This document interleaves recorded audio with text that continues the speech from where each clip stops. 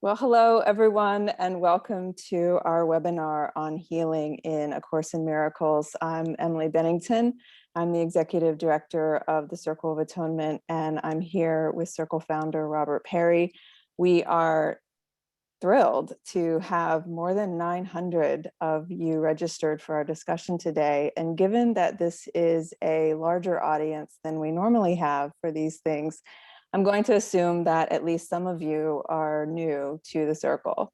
And if you are new, then Robert and I would both like to offer you a very special welcome. And I'll just say very briefly that here at the Circle of Atonement, we are a nonprofit that is dedicated to teaching and sharing the course. We've been around since 1993. We are the publisher of the Complete and Annotated Edition. Please excuse my very beat up copy, but we're the publisher of the Complete and Annotated Edition of A Course in Miracles, which features 45,000 words of restored text from scribe Helen Schuckman's original notebooks. We are the creators of Course Companions, which is an online learning program for students and teachers of the course. We are in the process of developing a course-based app that will turn your phone into your practice partner. And our ultimate goal is to see A Course in Miracles become one of the world's great spiritual traditions.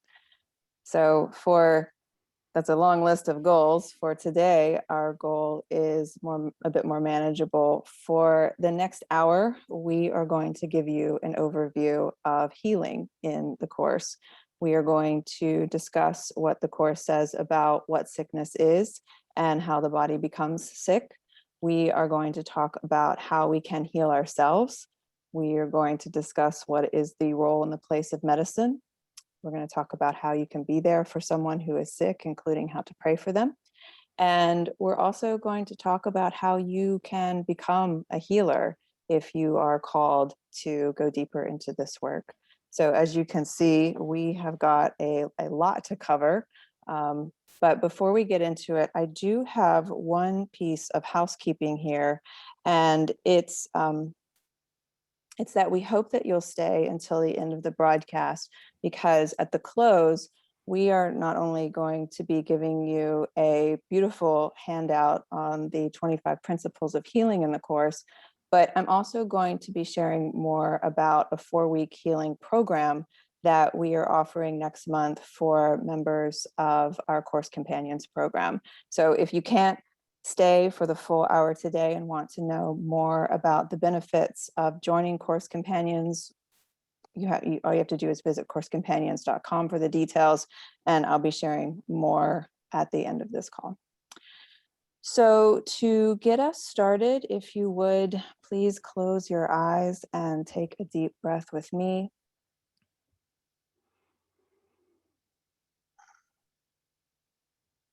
And let's join in prayer together.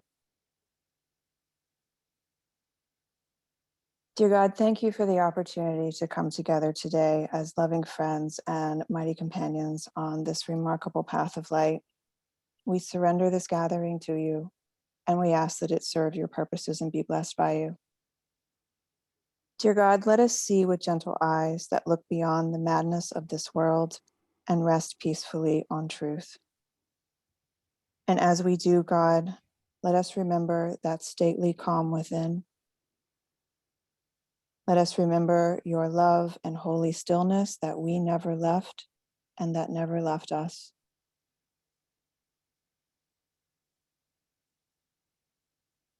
Please take a moment to extend your love to everyone around the world who is joining us on this call today. Let us bless each other with the healer's prayer in the course as we say to one another silently in our own mind or out loud. Let me know this brother as I know myself.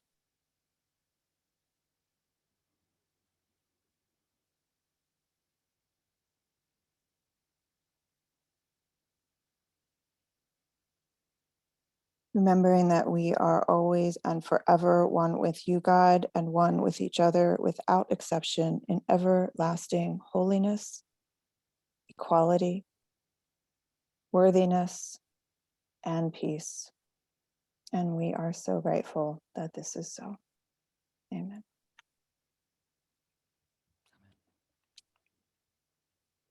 So, Robert, when you and I sought guidance about this webinar this morning, it was interesting because I got the sense that many of those who are joining us today are here because, like you and me, they suffer from some kind of chronic condition or some kind of illness. And your guidance was that you felt many are here because they feel called to be healers in the world. And I suspect that both of these things are true because healing is such a expansive topic in the course and in the world, right? Yeah, and I'm sure that there are many of us who have both things that are true of us. Right. So you want to kick us off here with some framing thoughts on what the course has to say about healing?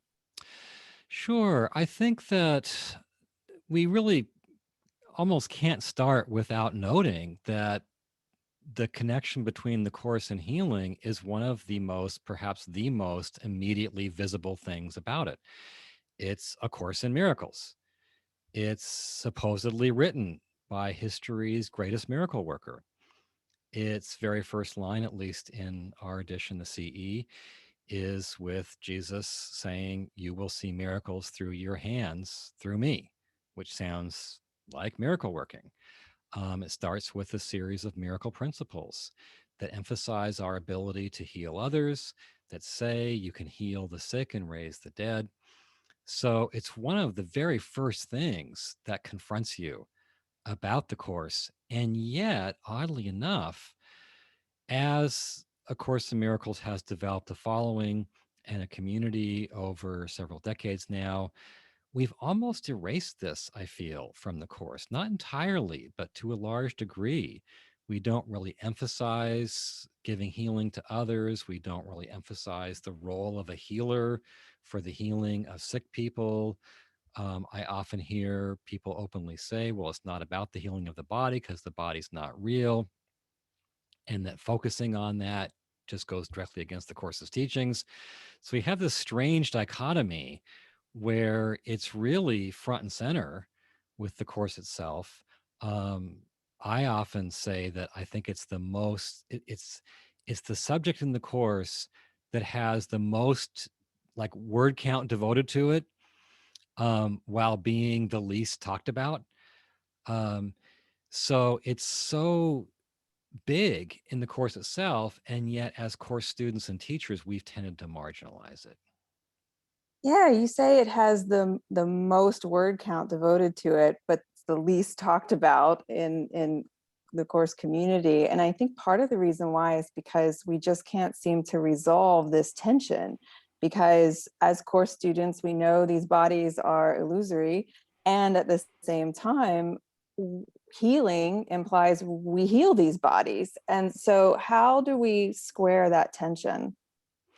Yeah, good question. And I should just clarify, it's not that it's the topic that has the most word count devoted to it. It's just that it's the topic that has that combination of being a huge theme that's repeatedly emphasized all throughout the text in many, many places in the workbook, and very significantly in the manual for teachers, yet we don't talk about it. So it's that strange combination. Right. Sorry, I should have been more clear. The topic with the most word count devoted to it is God. I would say that that's the case. Yeah. Right. Yeah. So the How do we that resolve the tension, tension? right. Yeah, well, I think that's a lot could be said about that, but I'll say a couple of things. One is that in the course, we heal by the very way that we heal is by overlooking the body and overlooking whatever sickness or symptoms the body may have.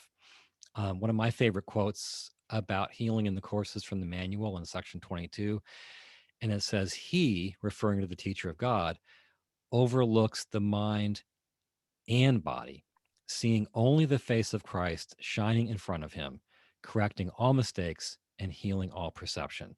So the healer heals by overlooking the person's flawed beliefs and by overlooking the person's sick body, seeing only where that person is, only the face of Christ shining in front of him.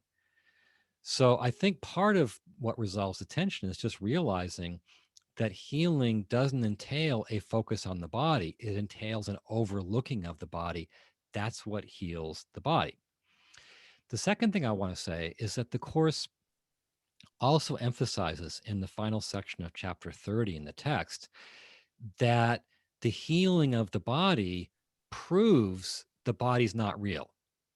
It's an interesting combination. So healing the body doesn't make the body real. It does the exact opposite. It proves it's unreal. And here's a quote from that section. It says, "The miracle is means to demonstrate that all appearances, including the body, can change because they are appearances and cannot have the changelessness reality entails." So the idea that the body can be changed by miracles shows the body's not real because reality doesn't change, it's changeless. So if you look to the Course itself, it has ways in which it really weaves together the healing of the body with the unreality of the body. Yeah, and it does feel like some of this tension still exists, because when you say that you heal the body by overlooking the body, it's hard when the body is in pain through some kind of illness or sickness. And so when you're sick, your focus kind of narrows to that sickness that you feel. And so along that line, let's talk about sickness. So those who are in the workbook may recognize that yesterday's lesson 136 is sickness is a defense against the truth. And I think these ideas are confusing to a lot of people because, again, when we think of our illness, whatever it may be, we don't tend to think of illness as a decision that we make. We don't think of it so much on the mental level. And yet, yesterday's lesson, and as you're saying, and everywhere in the Course, describes sickness as a decision, a choice that we make. In the lesson, it says it's even a plan that we lay. Mhm. So, what does the Course say about how the body becomes sick? Well, that's a huge topic. And I think at one point I counted about 14 different causes for sickness that are given in the Course. So it has a lot of explanations of how sickness comes about, some of them compatible with each other, some of them kind of like a different category from other ones. But all of them basically say that we cause sickness through the mind. The sickness is mentally caused. For instance, there's a great section in the text that says that we choose to be sick as a way of showing other people how much they've hurt us. Interesting concept. In terms of the causes that are mentioned again and again, one thing the Course says is that sickness is a direct result of separation. Separation being a belief that we chose, not a fact, not reality. So we chose to believe in ourselves as separate and experience ourselves as separate. And the Course says, sorry, um, that separation is kind of a sickness of the mind. And that mental sickness is then transferred to the body. So it becomes sick as a result of the mind's beliefs in separation. Another frequent explanation the Course gives is that sickness is a result of guilt. So we feel guilty for things we've done, for things we've said and thought. And when you feel guilty, you feel deserving of punishment. And the Course says we then take that belief that we should be punished and punish our body as a result. And we actually, the Course says, we blame our body for the things we've done. It's like, well, yes, I said that or I did that, but my body's really what's at fault there. Um, and that act of blaming it makes it sick. There's a great quote in the psychotherapy supplement, which is a supplement written later than the Course, but scribed or channeled in the same way, that says, illness can be but guilt's shadow. Hmm. So guilt is in the mind and it casts this shadow on the body, and that shadow is illness. A lot of the explanations, this is something I find very interesting, and I've never heard it or read it elsewhere. Um, a lot of the explanations in the Course come down to the idea that on some very deep level, we blame the body. We blame it for making us separate, as if it encloses us in some kind of prison of flesh and we can't really join with others. So we blame it for our separation from others. We blame it, as I mentioned a bit ago, for the things it does, for its quote unquote sins. We blame it for not making us happy, because we all believe to some degree the body's going to make us happy, and it never does. So when it doesn't, we blame it. We blame it for being vulnerable and fragile and temporary. We blame it for not being good enough. We consider it not to be a good enough home for us. And so, in all these ways, it's as if we blame the body for our human condition. Um, and what that implies to me, because no one, I think, is particularly walking around feeling conscious blame, like I just described. What it implies to me is that on some deep level, we remember being divine and we realize we're not in that condition now. We're in some kind of a fallen state. And then we blame the body for that fallen state. It's like a kind of a philosophical blame. It's not, well, I don't like my body because it's overweight. It goes way deeper. So I don't like my body because it makes me separate, or so I think, or it makes me sin, or so I think. And so I think it's a kind of a philosophical blaming that is not conscious and must be very, very deep. But the Course, a lot of its explanations amount to that's what causes sickness. That's fascinating, isn't it? Isn't it? Yeah, because again, how conscious of this can we really be? Because if the Course is saying that sickness is somehow our choice, like it's our choice to separate or make ourselves guilty or somehow punish our body, then this is obviously an example of the power of the mind. So again, the Course says that we get sick and we heal mentally, but this isn't our experience. Like we Yeah. think we get sick because we didn't eat the right thing, because we didn't breathe clean enough air, or we're the victim of just bad genetics, and the list goes on and on. So again, there's this tension to be reconciled. How do we merge these ideas that the Course teaches that sickness has a mental cause, and yet so much of our experience with it is that it has a physical cause? Yeah, that's very well put. And I think that's exactly what makes this view difficult to believe. Like you want to be realistic, right? And yet the Course is saying, hey, it has causes that are not what they seem to be. Well, there's a few things that make this a little bit easier to believe, that sickness and healing are both ultimately mentally caused. One thing that helps me is to realize that the Course's whole view of reality naturally entails this view, because its whole view is that mind is cause and that physical is effect and that physical is even illusory. So how can something illusory be a cause? So if you buy into that worldview that the Course has, this is an inextricable part of that worldview. You can't separate it. For instance, the Course's main teaching is forgiveness, and forgiveness is all about realizing that what is done on this level ultimately is powerless, being unreal. That's why you can overlook it and see something in that person that you can love anyway. That's closely related to this view that mind is what's real and is cause, and physical is result and is illusory. Another thing that helps me with this is just how many examples we have of the power of the mind and the spirit when it comes to sickness and healing. This is not something in the Course, this is just something in life. There are all kinds of what we would call miraculous healings happening all the time. Uh, as you know, I love reading about near-death experiences, and it's so frequent that there are miraculous healings associated with those that doctors simply can't explain. And you hear it so many times over and over again that it's hard to just discount it. Also, The placebo effect is a very well-known thing where someone can be given a sugar pill, and that sugar pill can have as much or nearly as much or more effect than approved drugs. So how can that be? The sugar pill has no medical effect.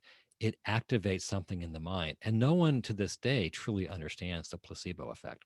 But to prove a drug's efficacy, you have to show it's stronger than a sugar pill. The Course does acknowledge, another thing that helps me is the Course does acknowledge that physical factors seem to have power, right? For instance, I dutifully wear my mask, right? I'm getting my vaccinations.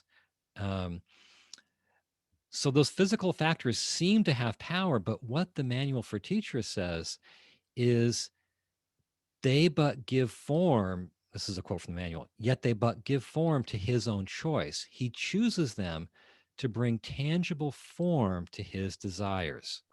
So the idea is something in our mind wants healing or wants to be sick, either way. And then to enact that wish, that something in our mind brings into our physical experience the factors that will seemingly make that happen. So we want to be sick, so we bring a virus or a car accident or a cancer into our experience. We want to be healed, and so we bring a medicine or a vaccine into our experience. That seems like the physical has caused things, but ultimately our mind brought those physical factors into our experience to bring tangible form to our desires. And then one last thing is I I think that personally, I think that minds, or you might say spirits that are not embodied, have more mental power in this world than embodied minds. I think while we're inside these bodies with these brains, we are not generally in touch with our power to bring about changes in the body, for instance. And so I think that, for instance, if we act as healers in cooperation with angels, for instance, we can bring more power into the act of healing than otherwise. And I also wonder if in the future we will be more in touch with the power that we actually possess, that for most of us we have kind of cut off from awareness. And so I wonder if someday in the future all of this, miraculous healing will just be more a normal part of our lives and less the exception. Wouldn't that be great? Yeah. Yeah. Yeah. So much of what you're talking about here with NDEs and placebo effect and presence like angels that augment our powers, these feel like they're obviously connected, as you say, to our own power of decision. But so much of what happens in this world feels incredibly random when it comes to sickness. Like I have a 6-month-old nephew, for example, that was born with a debilitating heart condition. We have a former member of Course Companions who had a 3-year-old daughter die from the flu. And so for anyone who's listening and they're thinking, that just, how could a child, for example, have the power of decision to bring this sickness into their life and even leave this world because of it? Children don't have their decision-making powers fully online yet. So how do those kind of Well, situations neither fit do into this we. picture? I mean, we don't either. But the Course does say that everything that happens to us, we have chosen. Maybe we didn't choose it consciously. Um, it talks about children who are born intellectually disabled. They chose that. And in conjunction, it was a choice made in cooperation with all those who would come in close contact with them, parents and siblings, etc. So we don't remember doing that. Um, and then the things that happen while we're here, the sicknesses, our death, the Course is really clear that our power of choice is operative and is the cause behind all of it. We just don't really understand how we're pulling those levers, really. And we talked about this idea in classes before, and the idea is that we come into these incarnations not with infant minds, but with very ancient minds. And Right. so the power of the decisions that we're making sometimes span back very, very long time. Yeah, I mean, it's an illusion that we're children or infants, and it's an illusion that we're adults. It's an illusion that we're humans. Right. So getting back to this the topic at hand here, Right. you'd mentioned you take you wear your mask and you get vaccinated, for example, and when you are seeing like the vaccines have 70 to 90% efficacy rates, and that all feels very real to us. We're seeing the effect of that in the world with COVID numbers dropping, for example. So let's talk about medicine here. What is the place of medicine? What does the course say about it, and how we should be using it in the world? Yeah, the course does address medicine in a few places, and it's not against medicine. It does say that just like it's an error to think your disease was caused by physical factors, so it's a further error to think it's healed by physical factors. However, it then says, and this is a quote from chapter 2 in the text, it does not follow, however, that the application of these very weak corrective devices is evil. And the very weak corrective devices, of course, are physical medicines. And the reason they're called weak is that they deal only with the symptom, only with the physical. The reason the Course prefers us to be healed by miracles is because the miracle goes to the root cause, which is in the mind's belief in separation, in sin, etc. So that's always the cause level, and no physical medicine can address the cause level. So if we heal the symptom and not the cause will just generate new symptoms, maybe very different symptoms. We won't realize it's the same cause, the same problem, just taking new form. However, the course does talk about where it's better to use medicine rather than the miracle. It mentions a couple of scenarios for that. One is when the patient, when a miracle, what he calls a straight and undiluted miracle, would cause fear in the patient. So some people, to be healed spiritually, would bring up fear. And so in that case, we need to just give them a pill, or have their doctor give them a pill. Another case mentioned is when. So the first one's when the patient would be afraid to receive a miracle. The second one is when the healer would be afraid to heal through miracles. And what the Course says is that when the healer is in that condition, that tends to result in egocentricity because fear and egocentricity go together. And then if there is a healing, if the healing would actually work under those conditions, then because of the egocentricity involved, the healer would tend to think, I'm the source of the healing, and puff up their egos with it. So those are two cases mentioned where it's better to heal with just medicine. Um, but I think even when, and I think there are, I mean, basically the main case is when we're not really open enough to the miracle for it to do its thing, right? If that's the case, like, yes, let's rely on medicine, right? I mean, let's not throw our pills away. Right, and I'm glad that you cleared that idea up, because as course students, I think we should be clear that medicine is part of the illusion, yes, but so is food and clothing, and we don't walk around naked or refuse food on the grounds that the body is illusory, and That's a so good point. why would we have any sense of uneasiness about taking medicine if we That's a feel good that we need point. it?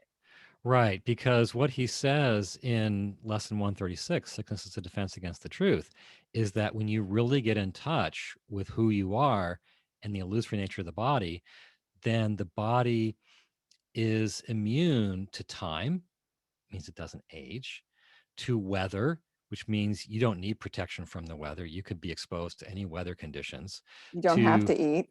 food and drink, you don't have Yeah. to eat or drink. To fatigue, you don't have to rest or sleep. So whose body is in that condition? I mean, there are stories of great saints who had like maybe one or two of those conditions, but who's in all of those conditions? I don't know of anyone.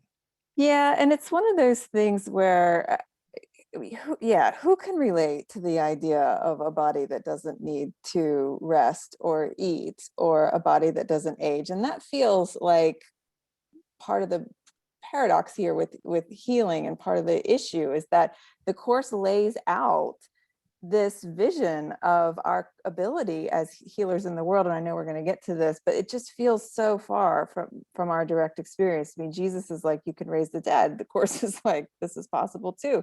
And we're all just scratching our heads like, you've got to be kidding me, because Yeah. we don't relate to that idea. Although I do think the dead get raised way more often than we think, because a lot of those near-death experiences include people who should have died and they come back and they're healed. So I don't think the dead being raised is so rare. But Do your they get point, raised, or are they just, they go and they're sent back? well, What's the difference? yeah, what's the difference? But anyway, I think that's a bit of a side issue. Your point is really good, that we need to be honest with where we're at. And yes, the miracle is the preferred method of healing because it gets at the cause. And don't be proud. If you need the medicine, use the medicine, and be willing to admit when you need the medicine. Right, exactly. Take the medicine if you feel that you need it, and don't feel guilty about it. Yeah. So moving into healing, what does the course say specifically about how we can heal ourselves? Well, there's a couple of things. I mean, it says a lot about that, but a couple of things that I would like to draw out. One is in lesson 136, which we've been mentioning a couple times here. It basically says that letting go of identification with the body and getting in touch with who you really are is what brings healing. So in that lesson, we do a 15-minute meditation and we introduce it with what it calls a healing prayer. And the healing prayer says, I will accept the truth of what I am and let my mind be wholly healed today. And after we've done that, it says, quote, now is the body healed. So now is the body healed because the source of sickness, the mind, has been opened to relief. And it also implies later in that same lesson that we accept healing by not harboring attack thoughts, by not yielding to judgment, and by not planning against uncertainties to come. And it says the reason all those things lead to healing is that they all imply identification with the body, like harboring attack thoughts identifies with the body. And by letting go of the attack thoughts, we're letting go of identification with the body. So the first, I think, big thing to remember is we heal the body by no longer identifying with it. Then the second thing that I find really fascinating, and again, I don't recall reading this anywhere else, that we heal the body by using it only to communicate love. And the idea here is, if you remember, sickness comes from guilt. We do attacking things with the body. We then feel guilty, and then we punish our body with sickness. Okay. So if that's how we get sick, then just extending love with our body leads to the healing of it. Another angle that is actually in these discussions, which are in chapter 8 in the text, is if all of our mental energy stops at the body because we think the body is the source of our happiness and we think it's us, then that makes us sick because it's belief in separation, and separation makes us sick. Therefore, if our energy doesn't stop at the body, but we just use the body to extend love to other people, so we're going beyond the body with our mind by using the body to join and to extend, then it's healed. And so just a couple of quotes from that section, or from, these are like 3 sections at the end of chapter 8 in the text. Health is the result of relinquishing all attempts to use the body lovelessly. And the second one says, healing is the result of using the body solely for communication, which means love and joining. So it's not, in this case, so much um, how we think about the body. It's, although it is, it's what we do with the body that heals it. If we use the body to give love, we heal it. Anyway, so both of those things, not identifying with the body and using the body as a means to extend love, both of those things are not focused on the body.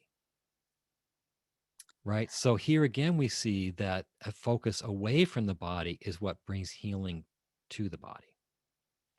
I love that quote that health is the result of relinquishing all attempts to use the body lovelessly. And I feel like this idea of how we use our body is something that we could spend a full day on. That's And huge in itself. yeah, it absolutely is. And at the same time, I'm looking at the clock here and very aware of what all we have to cover still. Yeah. But as we move into the part of the webinar where we're talking about how we can be present for others who are sick, how we can show up for them, it feels like this is an example of that. One way in which we can show up for someone who is sick in our life is to express our own love to them, and that's a way for us to use our body with love, and that could in fact heal any ailments that we have as a result. Yeah.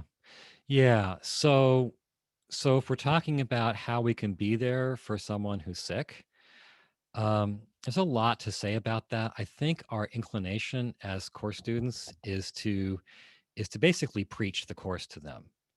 Say, well, how did you create this? You must believe in the ego, or else you wouldn't be sick. And we absolutely don't want to do that. That is a very unhealing thing to do. And I've had people talk to me who said, I had this diagnosis, but I don't want to tell my Course in Miracles friends because when I do, they tell me, well, I manifested this. I made myself Which sick, just feels cruel. which feels cruel. And if ultimately healing is through giving love, which is what the Course basically says, then we're giving the opposite of healing there. So we don't want to try to heal them through preaching to them. There's a couple of things that I think we need to do, and it's almost, they involve living on two different levels at once.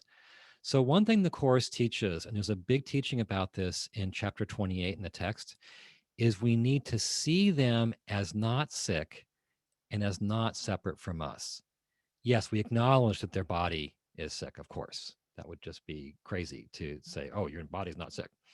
Um, but they have bought into both sickness and separation. In fact, sickness is a very separating experience. So our role is to not buy into all that with them. Now, I want to read a couple quotes here from chapter 28 in the text. Accepting the atonement for yourself means not to give support to someone's dream of sickness and of death. It means that you share not his wish to separate and let him turn illusions on himself. And then a second quote says, think rather of him as a mind in which illusions still persist, but as a mind which brother is to you.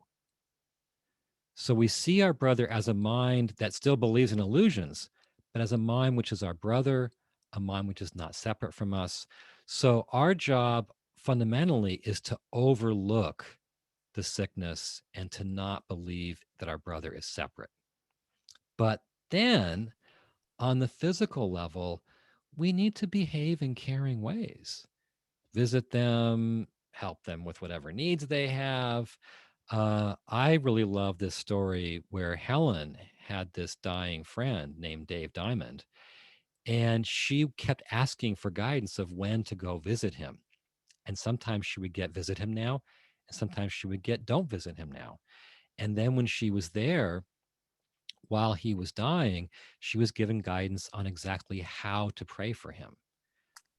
Right. So So I think we have to be on both levels, like do the caring things physically, say the caring things, but mentally don't accept that this person is really sick. Don't accept that they are really separate from you.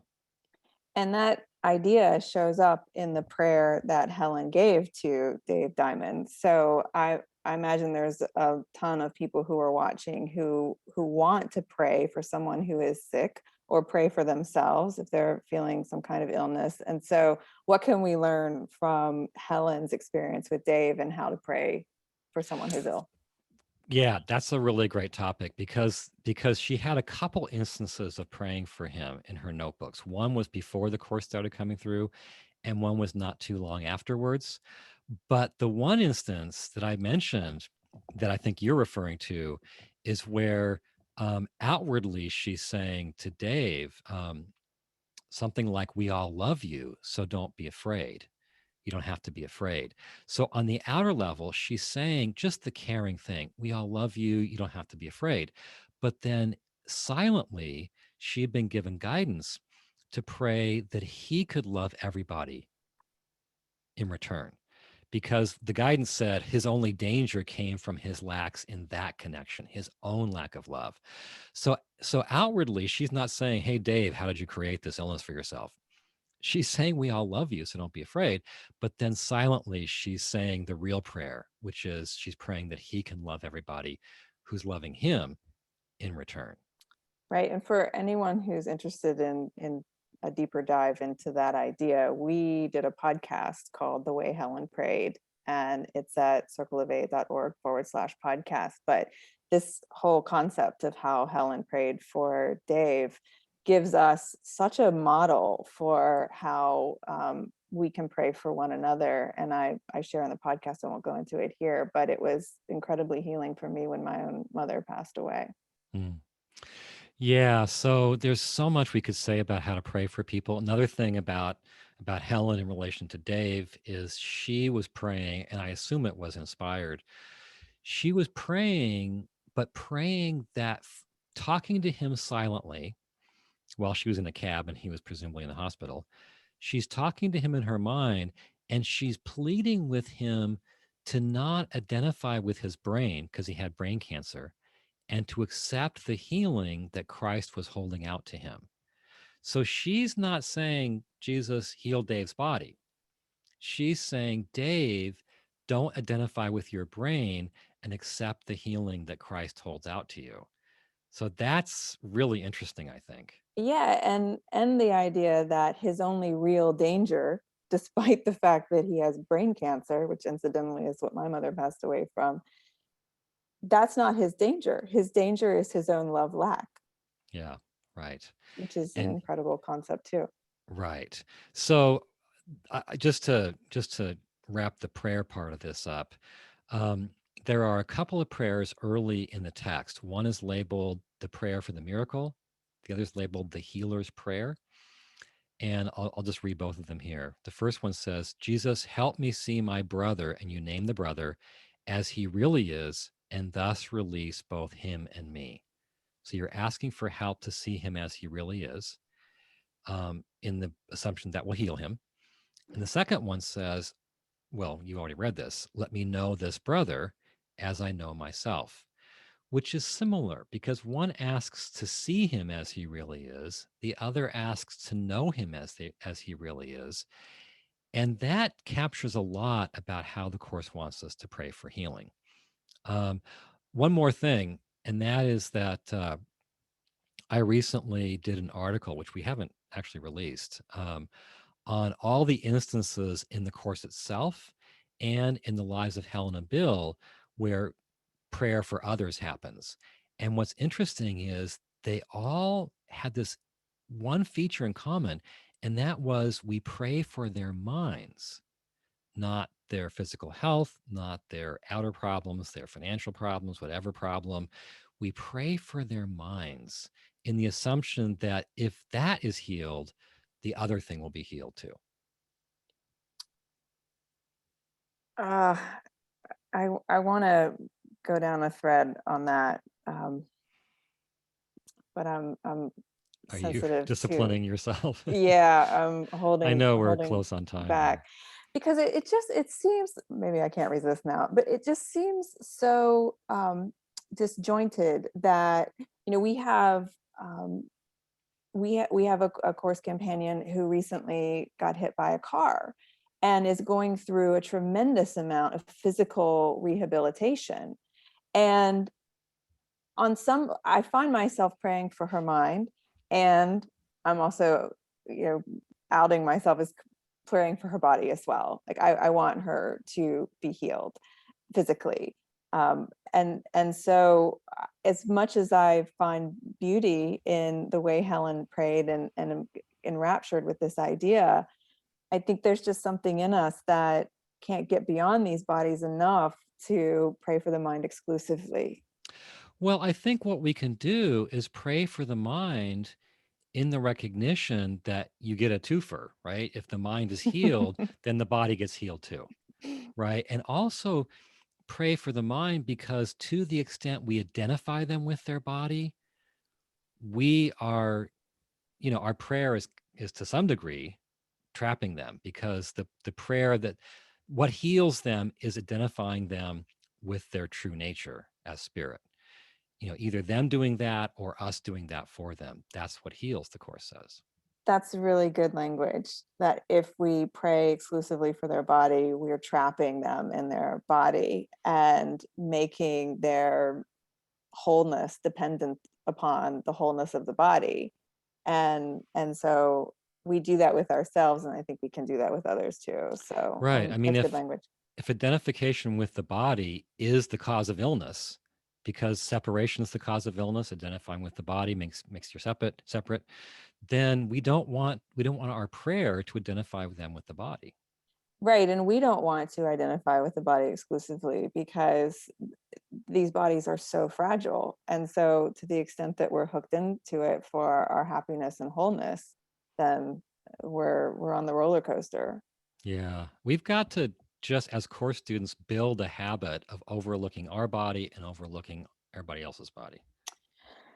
So, Robert, the last thing that we wanted to cover here in the content part of the webinar today is what should or could people do if they are interested in becoming course-based healers?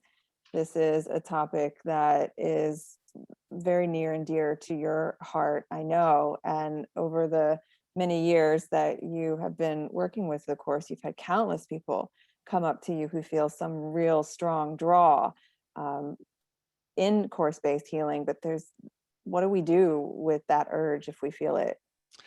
Yeah, well, it is striking just how many of us feel this like natural inbuilt calling, this impulse of being a healer. Um, and I think that really dovetails with the fact that in the course, well, first of all, the course says is that all of us have a function on earth of healing. That's our function on earth. Doesn't mean we're supposed to hang out a shingle. Doesn't mean we're supposed to focus on people who are physically ill. It's just our function to be a healer in all of our interactions. Right. And I think there is a distinction to be made here, because when I first came to the circle in 2016, 2017, you asked if I had an interest in healing. And I was like, yeah, of course I'm interested in being a presence of healing in the world. That's what a miracle worker is.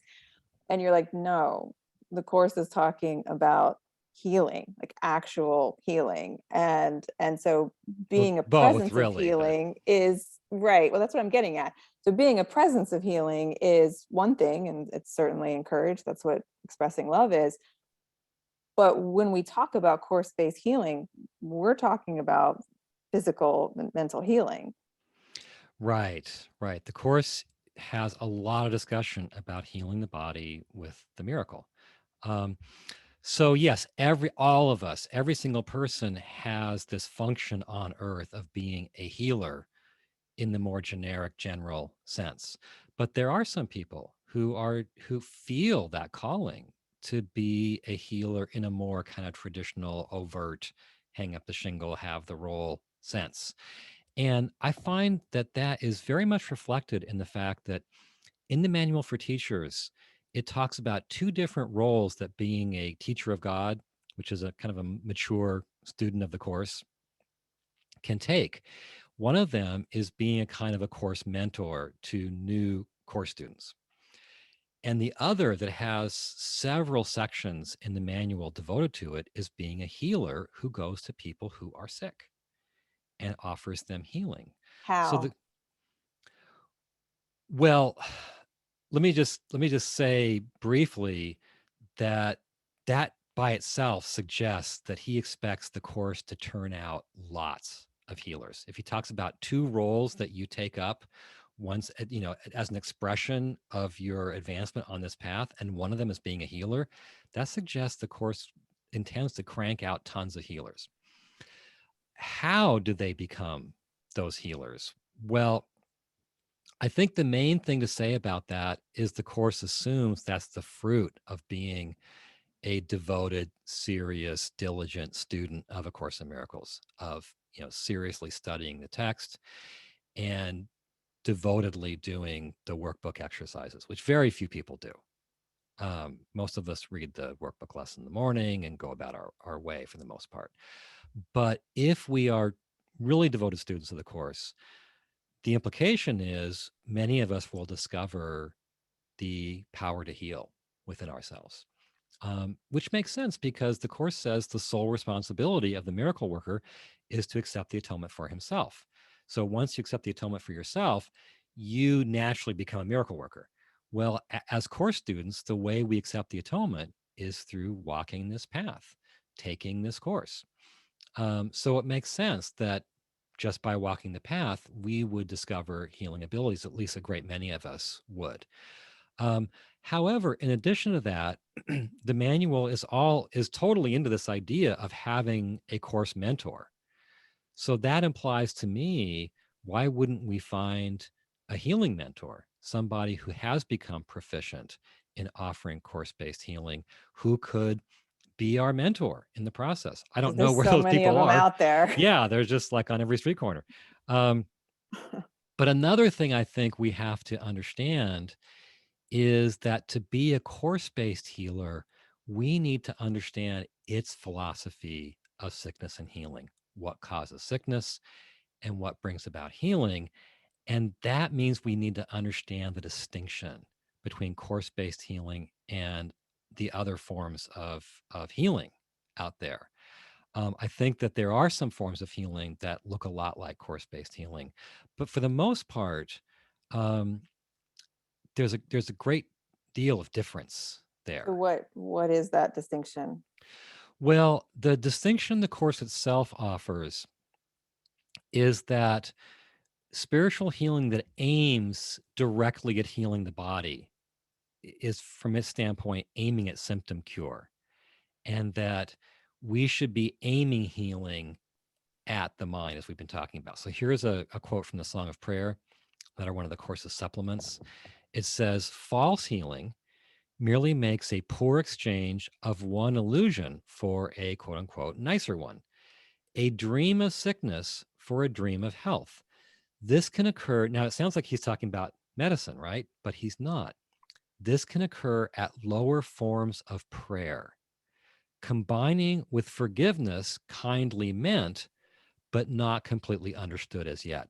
So there are forms of prayer healing that are using forgiveness, which is the course's main catalyst for healing, to heal, but they're aimed at symptom cure, physical cure.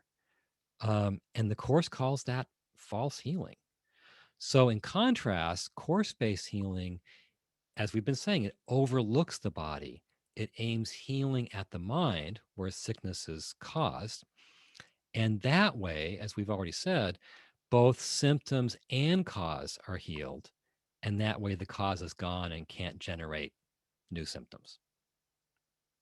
So if someone is called to do the work of healing, then and they want to hang out a shingle, for example, and say, I want to be a course-based healer, what would a healing session be?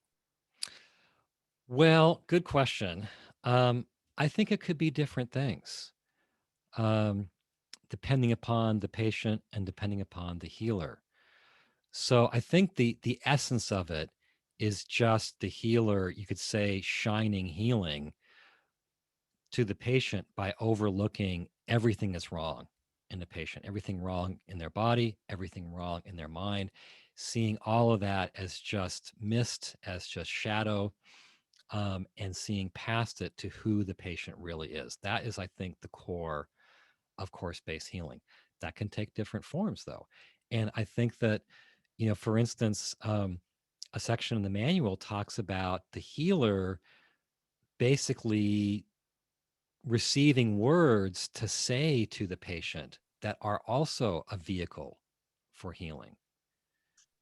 And then Right. go ahead. So Yeah. it doesn't have to do with laying on of hands or having the Maybe it right does. jewelry or whatever. It's a mental condition of the healer that communicates to the mind of the person being healed, and that is what creates effect in the physical form. I think it might involve laying on of hands, or maybe I mean, as long as you understand the hands are not what heals, and the energy that comes through the hands are not the real healing agent. Maybe they are dealing with something on more on the physical or semi-physical level, but the real healing agent is the true perception of the patient in the mind of the healer. But I So think that there will be guidance for the tradition as a whole and for each healer and in each session about the exact form it takes. we have Yeah. so much Anyway, in and the chat.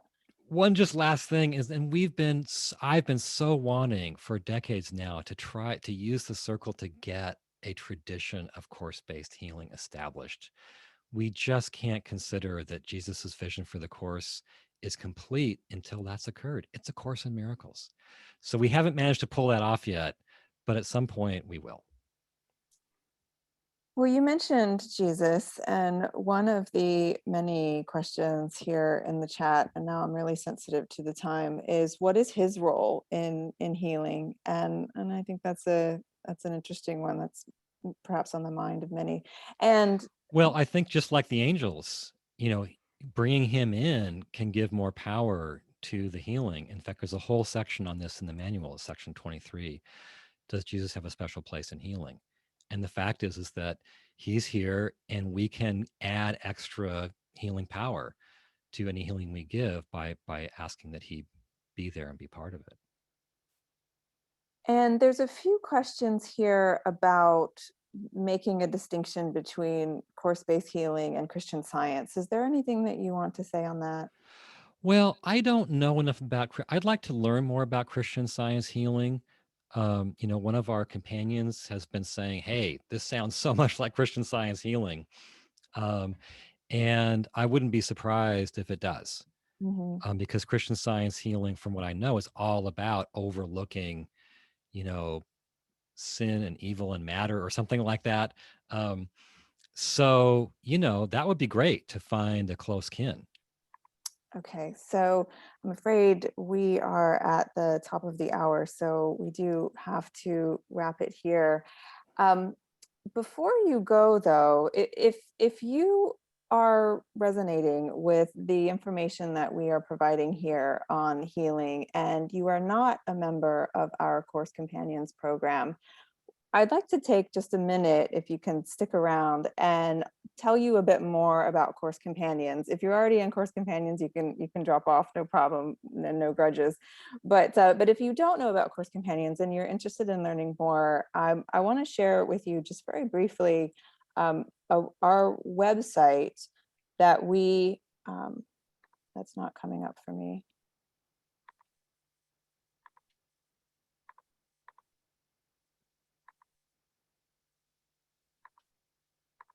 Can you see this? Yes. Can you see my screen? Okay. Yes. So we have just recently launched our coursecompanions.com page. And so you can see all of what I'm about to show you there. So you can visit coursecompanions.com at any time.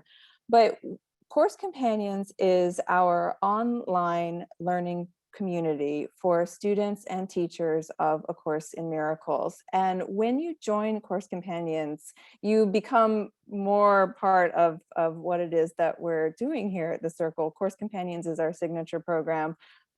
Much, if not most, of our resources are devoted to the students who are within the program. And so if you like what you've seen here and you want to go deeper with Robert and I and everyone here at the Circle, then I would definitely encourage you to investigate Course Companions. When you join, there are key features to the program. You can start at any place in the text, any place in the workbook, any place in the manual, and you'll receive commentaries every morning that were written by Robert at 5:30 or 5 or 5:30 your local time.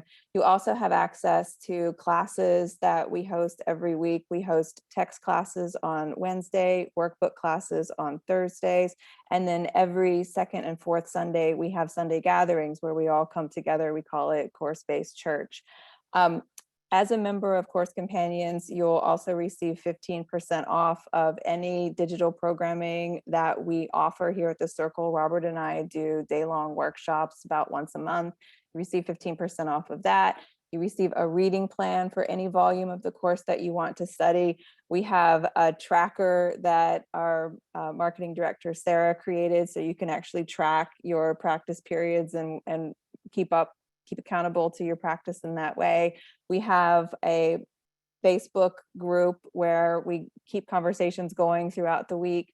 And we have a private membership site that's just beautiful. And it's where all of your commentaries and classes and notes for the classes are all held conveniently in one place for you. And if you join Course Companions in the month of May, we're also offering a couple of extra bonuses. One is a 48-page booklet on healing that's beautifully designed, and it was written by Robert, and that's all about the 25 principles of healing. So Robert has distilled the 25 principles of healing in the course, not that the course labels that there are 25, but the 25 principles that he found on healing in the course, and put it in a booklet, and it's just gorgeous. And we also are starting a series of classes next month, Robert and I. They will be held on Fridays at 11 a.m. Eastern, and we'll be walking you through 4 weeks of the Song of Prayer chapter on healing. It's chapter 3, and also speaking more about what the course has to say on healing more broadly. So Robert, was there anything that you wanted to say about Course Companions before we wrap up here? I should say one other thing, that because you stayed to the end of this webinar, we wanted to give you a gift. People are asking in the chat about that, yeah. If you go to circleofa.org/May bonus, Sarah, our marketing director, has created a beautiful one-pager that lists the 25 principles of healing all on one page. And if you join Course Companions, you get the 48-page booklet that goes deeper into, it's a deeper dive into each principle. So Robert, we are past time, so I want to be sensitive to everyone's schedule, but is there anything that you would like to say on Course Companions or on healing more broadly before we close? Well, I just think that for those who've joined Course Companions, they found it to be a wonderful place to study and practice the course. And we certainly love being in this community with all the companions and seeing their faces and getting to know them. So, obviously we believe in the program, but we've really seen a wonderful experience arise from it. And on the topic of healing, I just think it's such an important topic. And I'm really glad for us to be doing this webinar. Yeah. And as we've seen from the numbers of people who have joined, we have, again, over 900 who registered to be with us today. This is a topic that is very much on the mind of course students. And so I'll just close here by saying thank you. Let me stop my screen share. Thank you can't stop my screen share. Thank you for being with us today, and we hope to see you again at a future webinar that we offer or in Course Companions. And again, if you'd like to learn more about Course Companions, please visit coursecompanions.com and you'll find all the information there. And we'll see you next time. Bye for now. There's the stop screen share. Bye, everybody. Bye.